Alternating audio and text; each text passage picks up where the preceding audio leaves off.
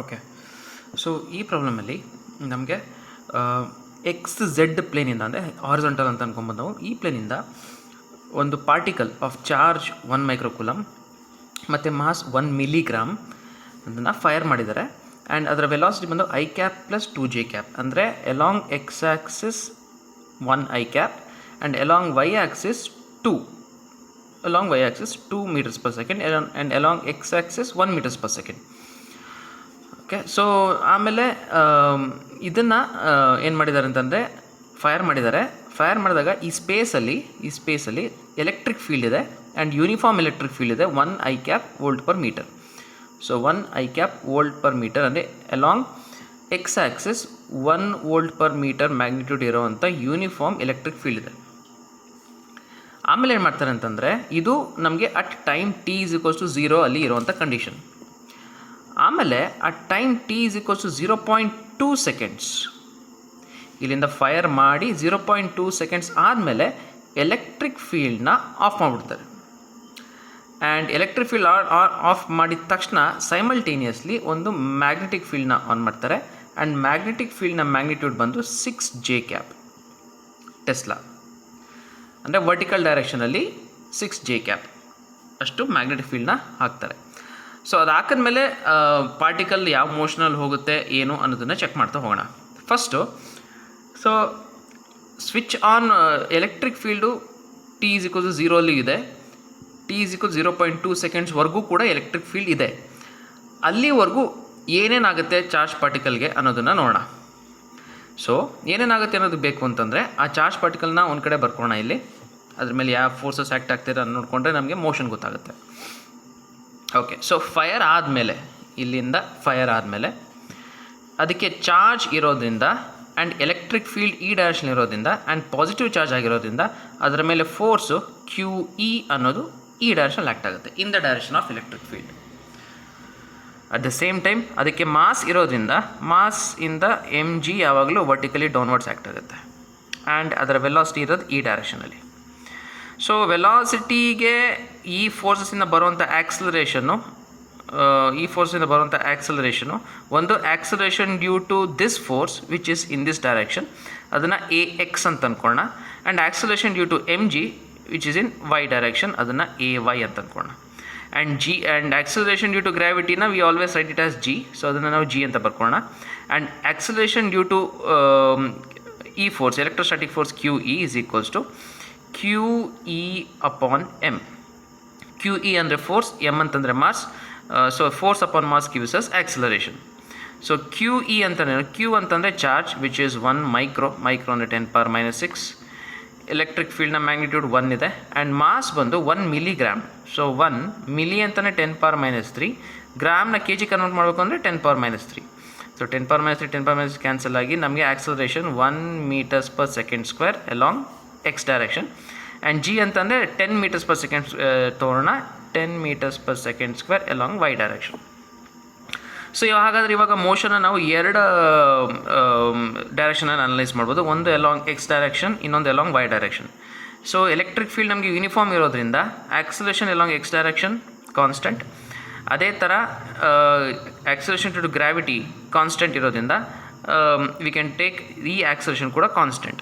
So that means ಇದನ್ನು analyse ಮಾಡೋಕ್ಕೆ ನಾವು equations of motion for constant ಆ್ಯಕ್ಸಲರೇಷನ್ನ ನಾವು ಯೂಸ್ ಮಾಡ್ಬೋದು. ಸೊ ಹಂಗೆ ನೋಡ್ತಾ ಹೋದರೆ ಅಟ್ ಟೈಮ್ t=0.2 ಸೆಕೆಂಡ್ಸ್ ಈ ಡೈರೆಕ್ಷನಲ್ಲಿ ವೆಲಾಸಿಟಿ ಎಷ್ಟು, ಈ ಡೈರೆಕ್ಷನಲ್ಲಿ ವೆಲಾಸಿಟಿ ಎಷ್ಟು ಅಂತ ನಾವು ಕ್ಯಾಲ್ಕುಲೇಟ್ ಮಾಡ್ಕೊಬೋದು. ಸೊ ವೆಲಾಸಿಟಿ ಅಲಾಂಗ್ ಎಕ್ಸ್ ಡೈರೆಕ್ಷನ್ನ ಫೈನಲ್ ವೆಲಾಸಿಟಿನ will write it as Vx is equals to initial velocity along X direction, acceleration along X direction, and time ಎಷ್ಟು 0.2 ಸೆಕೆಂಡ್ಸಲ್ಲಿ. This is equals to initial velocity along X direction. So ನೋಡಿ, initial velocity along X direction ನಮಗೆ 1 ಇದೆ, that means 1 i cap. Acceleration along X direction ನಾವು calculate ಮಾಡ್ಕೊಂಡಿದ್ದೀವಿ. Again it is 1 i cap into 0.2.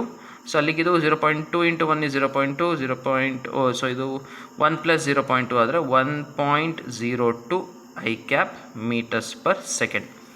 ಅಂದರೆ after time t=0.2 seconds along X direction ಇದರ velocity 1.02 meters per second ಆಗಿರುತ್ತೆ. So ಇದನ್ನು ನಾವಿಲ್ಲಿ ಸಪ್ರೇಟಾಗಿ ಬರ್ಕೊಂಡ್ರೆ, ಸೊ ಇಲ್ಲಿ ಇನಿಷಿಯಲ್ ಯು ವೆಲಾಸಿಟಿಯಲ್ಲಿ ಬಂದಿರುತ್ತೆ.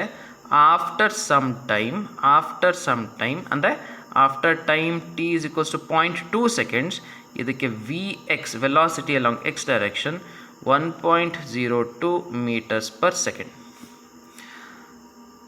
ಈಗ ಅದೇ ಥರ ವೈ ಡೈರೆಕ್ಷನಲ್ಲಿ ಕ್ಯಾಲ್ಕುಲೇಟ್ ಮಾಡ್ಕೊಳ್ಳೋಣ. Velocity along Y direction is initial velocity along Y direction plus acceleration along Y direction and time is 0.2. So velocity along Y direction is initial velocity along Y direction ಬಂದು ನಮಗಿಲ್ಲಿ 2 ಇದೆ, so 2 J cap. Acceleration along Y direction is 10 minus j cap, 10 minus j cap and 0.2. So 10 into 0.2 ಅಂತಂದರೆ 2 ಬರುತ್ತೆ, plus 2 J cap minus 2 J cap ಆಗುತ್ತೆ. So velocity along Y direction after 0.2 seconds is 0. ಅಂದರೆ ಇಲ್ಲಿ ಯಾವುದೇ velocity ಇಲ್ಲ, ಅಂದರೆ only we have horizontal ಡೈರೆಕ್ಷನಲ್ಲಿ velocity ಇದೆ, ವರ್ಟಿಕಲ್ ಡೈರೆಕ್ಷನಲ್ಲಿ ವೆಲಾಸಿಟಿ ಇಲ್ಲ. ಸೊ ಇದು ಕಂಡೀಷನ್ನು ಅಟ್ 0.2 seconds, ಅಂದರೆ 0.2 seconds ಆದಮೇಲೆ ಆಫ್ಟರ್ 0.2 seconds ಕಂಡೀಷನ್ ಇದು. ಇದಕ್ಕೆ ವೆಲಾಸಿಟಿ ಈ ಡೈರೆಕ್ಷನ್ ಇದೆ, ಈ ಡೈರೆಕ್ಷನ್ ಇಲ್ಲ. ಇವಾಗ ಏನು ಮಾಡ್ತಾರೆ ಅಂದರೆ ಅಟ್ ದಿಸ್ ಕಂಡೀಷನ್ ಎಲೆಕ್ಟ್ರಿಕ್ ಫೀಲ್ಡ್ನ ಆಫ್ ಮಾಡಿ ಮ್ಯಾಗ್ನೆಟಿಕ್ ಫೀಲ್ಡ್ನ ಆನ್ ಮಾಡ್ತಾರೆ. ಸೊ ಈ ಕೇಸಲ್ಲಿ ಎಲೆಕ್ಟ್ರಿಕ್ ಫೀಲ್ಡ್ನ ಆಫ್ ಮಾಡಿ ಮ್ಯಾಗ್ನೆಟಿಕ್ ಫೀಲ್ಡ್ನ ಆನ್ ಮಾಡ್ತಾರೆ. ಸೊ ಎಲೆಕ್ಟ್ರಿಕ್ ಫೀಲ್ಡ್ ಆಫ್ ಮಾಡಿದ ತಕ್ಷಣ ಮ್ಯಾಗ್ನೆಟಿಕ್ ಫೀಲ್ಡ್ನ ಆನ್ ಮಾಡ್ತಾರೆ ಸೈಮಲ್ಟೇನಿಯಸ್ಲಿ. ಸೊ ಮ್ಯಾಗ್ನೆಟಿಕ್ ಫೀಲ್ಡ್ನ ಆನ್ ಮಾಡ್ತಾರೆ and it is in 6 J cap, ಅಂದರೆ along Y direction and this is a uniform magnetic field. ಯಾವಾಗ ನಮಗೆ ವೆಲಾಸಿಟಿ ಮ್ಯಾಗ್ನೆಟಿಕ್ ಫೀಲ್ಡ್ಗೆ ಪರ್ಪೆಂಡಿಕ್ಯುಲರ್ ಆಗಿರುತ್ತೆ ಆವಾಗ ನಮಗೆ ಒಂದು ಸರ್ಕ್ಯುಲರ್ ಮೋಷನ್ ಬರುತ್ತೆ. That means the particle will start to execute circular motion. And that is given by F is equals to Q into V cross B. So ನಾವು V cross B ಮಾಡಿದ್ರೆ, so V cross B, so the center ನಮ್ಮ ಮಕ್ಕದ ಮೇಲೆ centre. So that means ಹೀಗೆ ಹೋಗ್ತಿದ್ದು ಹಿಂಗೋಗಿ ಶುರು ಮಾಡುತ್ತೆ. And at the same time ಇದಕ್ಕೆ ಗ್ರಾವಿಟಿನೂ ಇದೆ which is acting downwards. So circular motion ಜೊತೆಗೆ ಅದು ಕೆಳಗಡೆನೂ ಬರ್ತಾ ಇರುತ್ತೆ. ಆ್ಯಂಡ್ ಕೆಳಗಡೆ ಬರಬೇಕಾದ್ರೆ ಅದರ ಆಕ್ಸಲರೇಷನ್ ಎಷ್ಟಿರುತ್ತೆ ಅಂತಂದರೆ ಜಿ ಇರುತ್ತೆ. ಓಕೆ, ಸೊ ಇವಾಗ ಏನು ಮಾಡೋಣ ಅಂತಂದರೆ let us try to calculate ಇದು ಸರ್ಕ್ಯುಲರ್ ಮೋಷನಲ್ಲಿ ಹೋಗುತ್ತಲ್ವ. ಸೊ ಈ ಸರ್ಕ್ಯುಲರ್ ಮೋಷನ್ನ ರೇಡಿಯಸ್ ಎಷ್ಟಿರ್ಬೋದು ಅಂತ. And that circular motion radius is given r is equals to mv/qb. Mass ನಮಗೆ 1 milligram ಕೊಟ್ಟಿದ್ದಾರೆ, 1 × 10⁻⁻6. ಆ್ಯಂಡ್ ವೆಲಾಸಿಟಿ ಇರೋದು 1.02 meters per second. ಚಾರ್ಜ್ ಬಂದು ಮಚ್ ಇಸ್ ದ ಚಾರ್ಜ್ ಎಷ್ಟು ನಮಗೆ 1 microcoulomb, 10⁻⁻6. I think it is 1.02 ಅಲ್ಲ 1.2, ಸಾರಿ 1.2. ಆ್ಯಂಡ್ ಬಿ ಮತ್ತು magnetic field ಬಂದು 6. So 10⁻6 10⁻6 cancel, 6 1 6 0.2. So r is equals to 0.2 meters radius ಅಲ್ಲಿ ಇದು ಹೀಗೆ ರೊಟೇಟ್ ಆಗ್ತಿರುತ್ತೆ. ಆಮೇಲೆ ಅದ್ರ ಜೊತೆಗೆ ಇದು ಕೆಳಗಡೆ ಬರ್ತಾ ಇರುತ್ತೆ, ಹಿಂಗೆ ಕೆಳಗಡೆ ಅಂದರೆ ಹಿಂಗೆ ಇಟ್ಕೊಂಡು ಕೆಳಗಡೆ ಬರ್ತಾ ಇರುತ್ತೆ ಹಿಂಗೆ. ಸೊ ಕೆಳಗಡೆ ಬರ್ತಾ ಇರುತ್ತೆ. ಕೆಳಗಡೆ ಬರೋಕ್ಕೆ ಇವಾಗ ನೋಡೋಣ. ಸೊ ಈ ಪಾಯಿಂಟಲ್ಲಿ there is no initial velocity along Y direction. ಇದ್ದಿದ್ದು only velocity along X direction, y direction ಯಾವುದೂ ಇಲ್ಲ. ಸೊ ಕ್ವಶನಲ್ಲಿ ನಮ್ಗೆ ಕೇಳಿರೋದು at time t is equals to 0.3 seconds, ಅಂದರೆ ಫೈರ್ ಮಾಡಿ 0.3 seconds ಆದಮೇಲೆ ಇದು ಇಲ್ಲಿಂದ ಎಷ್ಟು ಹೈಟ್ ಇದೆ ಅಂತ.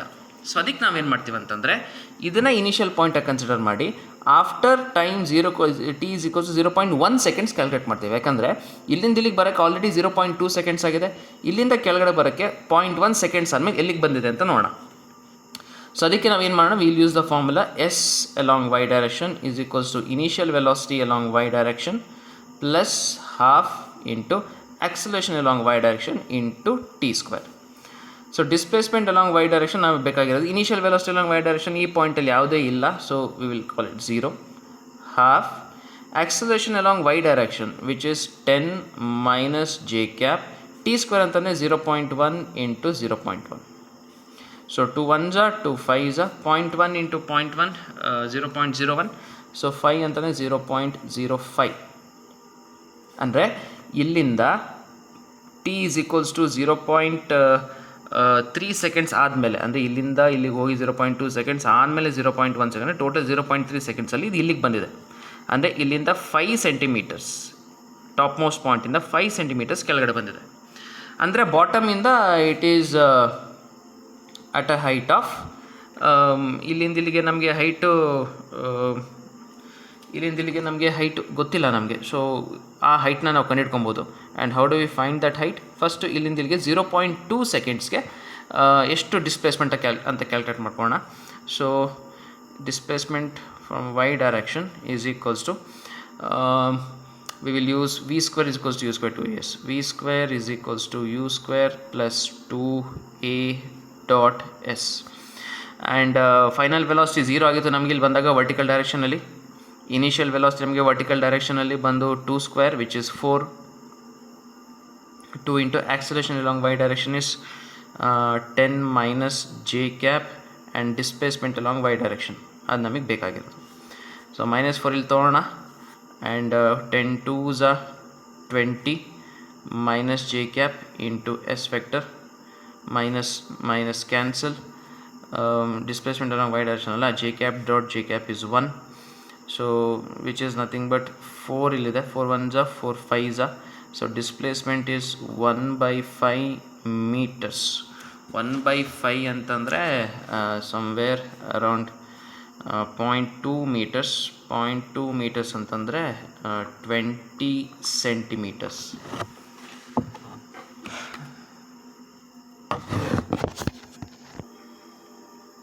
ಸೊ 20 ಸೆಂಟಿಮೀಟರ್ಸ್ 0.2 ಸೆಕೆಂಡ್ಸಲ್ಲಿ ಇಲ್ಲಿಂದ ಇಲ್ಲಿಗೆ ಹೋಗಿರುತ್ತೆ. ಆ್ಯಂಡ್ ನೆಕ್ಸ್ಟ್ 0.1 ಸೆಕೆಂಡ್ಸಲ್ಲಿ 5 ಸೆಂಟಿಮೀಟರ್ಸ್ ಕೆಳಗೆ ಬಂದಿರುತ್ತೆ due to gravity.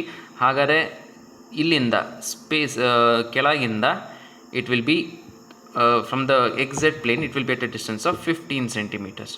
So x z ಪ್ಲೇನಿಂದ ಆಫ್ಟರ್ 0.3 ಸೆಕೆಂಡ್ಸ್ ಎಕ್ಸ್ ಝೆಡ್ ಪ್ಲೇನಿಂದ ಇಟ್ ಈಸ್ ಅಟ್ 15 ಸೆಂಟಿಮೀಟರ್ಸ್.